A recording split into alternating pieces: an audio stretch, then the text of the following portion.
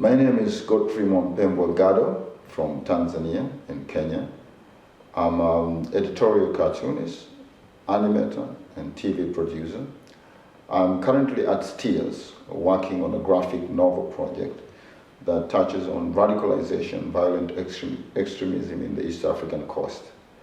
My project is a story of a young man radicalized from the East African coast all the way to Somalia and back.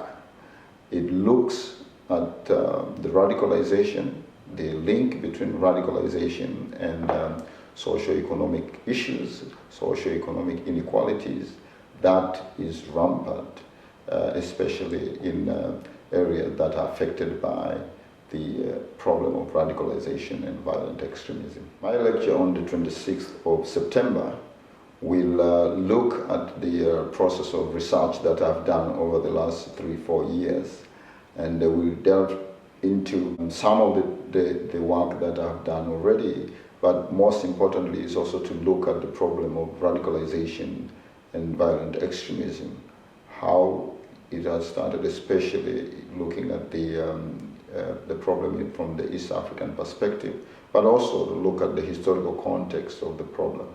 And I hope to see you there.